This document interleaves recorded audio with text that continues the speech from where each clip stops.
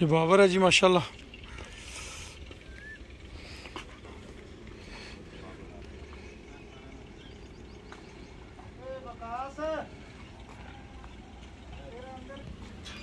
Most welcome जी, साथ बिस्मिल्लाह जी आन, खुश आमदीद।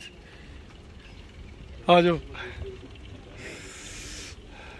वालेकुम अस्सलाम, वालेकुम अस्सलाम, वालेकुम अस्सलाम वरहमतुल्लाहि वबरकातुहू। वेलकम जी, वेलकम जी, वेलकम, खुश आमदीद।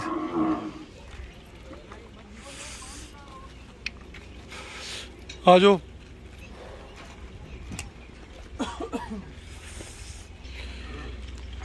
लो जी माशाल्लाह, बाबर 2 जड़ा अनमोल मुश्तरका फार्म रहीम खान पहुँच गया।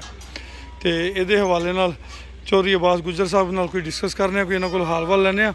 असी तो है तिफले मकतब, तो ये है उस्तादा शुमार होंगे। की हाल चाल है जी? ठीक हो? दोस्तों यारां बेलियां वास्ते कोई यदी जड़ा हिस्टरी, कोई यदा अग्गा पिछा वो तो कोई थोड़ा जा दसो। अग्गा पिछा जी ये शौकत डोगर साहब को असीं परचेस किया है जी। उन्हों की होम ब्रीड है, ठीक है, तो मिल्क कंपीटिशन वाली ब्रीड है माशाल्लाह। तो साड़ी नज़र च नालों अच्छा जोटा पूरी दुनिया च नहीं। माशाल्लाह माशाल्लाह, मुबारकबाद देना चाहते। खैर मुबारक, खैर मुबारक। तुहाडियां मुहब्बतां, उमर रऊफ दियां मुहब्बतां, तुहाडियां सारियां दी मुहब्बतां जड़ियां ना वो मेरे वास्ते बड़े फखर दा बायस ने कि अल्हम्दुलिल्लाह तुसीं बड़ी मुहब्बत भाई हर दफ़ा ही, ये नहीं पहली दफ़ा, हर दफ़ा ही। बरखुरदार उमर रऊफ ने भी हर दफ़ा ही मुहब्बत दिखाई है। पहले जो इन्होंने रानू बोल सानू भेजा उदों भी मैं घर बैठा था, फोन पर गलबात हुई, कोई दूसरी गल नहीं। इन्होंने झोटा लदा के रहीम यार खां भेजता। उस तो बाद इन्होंने मैंने 6 जानवर मजीद भेजे। उस बारी भी इस तरह ही होया। तो जो तुहाडे कोल माल इत्थे आया उदों तुसीं भी बड़ी कदर की है। तुहाडियां मुहब्बतां दा शुक्रिया अदा करने जी। उमर रऊफ साहब तुसीं बाबर दे वाल क्योंकि तुहाडे कोल कुछ गुजार के है। लो जी तुहानूं बाबर दी बेटी विखा दी जी। ये मस्तानी है जी। मस्तानी के हवाले नाल भी क्योंकि ये अब्बास गुज्जर साहब ने खरीद की सी 31 लाख रुपए की।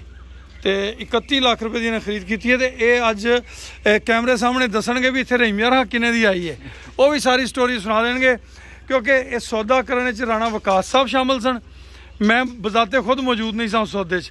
उन्होंने किवें कायल किया, केड़ी मुहब्बत नाल कायल किया, जो भी गलबात है वो तुहानूं अब्बास साहब अपनी जुबानी दसणगे। ये राणा साहब, राणे वकास साहब ने मैंने बहुत मजबूर किया। बिल्कुल ठीक, ठीक हो गया ना।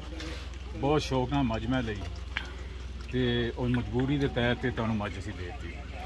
तुहानूं मज पसंद है 100 बिस्मिल्लाह, नहीं पसंद असीं अज भी लैन दे ना जी। ये तो सवाल ही नहीं पैदा होंदा ना। एक दिन 31 लाख रुपया असीं अज भी देने तैयार करूँ वापस। अल्लाह खुश, अल्लाह खुश रखे, अल्लाह खुश रखे। लो जी 31 लाख रुपए की मज, ये एक छोटी जी शिक जी है ना वो भी असीं खोल दईए। उन्होंने कहा जी ये फिर जो तुसीं ले जानी है तो फिर यदी एक कट्टी जी है, यदी एक नस्ल वो मैनू दोगे इस तरह ही जी। बाकी जिन्हें दी मैनू आई है उन्हें दी तुहाडे कोल चले जाएगी, तो यदी एक कट्टी सानू दे दो। तो इस तो अलावा तुसीं एक दिन मेरे को एक झोटी मंगी सी, तो मैं तुहानूं कहा जी तुहाडी होई, इवें ही होया।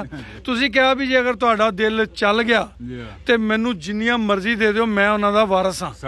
इस तरह ही है। तो मैं तुहानूं को की कहा सी, मैं कहा जी नहीं ऐसी कोई गल नहीं, तुसीं चाहत नाल मैनू भेजियां सन, उस चाहत की कदर करदे आ मैं तुहानूं जिहड़ा ना नहीं कर सकिया, तुसीं लै लो, कोई मसला नहीं गा। तो तुहाडियां मुहब्बतां ने जी। अच्छा जी मस्तानी के बारे कोई अपना हाल वाल दिओ। मस्तानी दे नाल दी मज जी मेरे ख्याल नाल है ही नहीं, रिकॉर्ड वाली मज है। डोगर साहब ने एक गल की थी कि मेरी मज के नाल दी मज नहीं है, काफ़ी लोगों ने उस गल का इतराज़ भी किया है जी। मगर मेरे ख्याल नाल उन्होंने किसी बेस से गल की, वाकई उन्होंने नाल दी मज मैनू नहीं किधर नजर आई।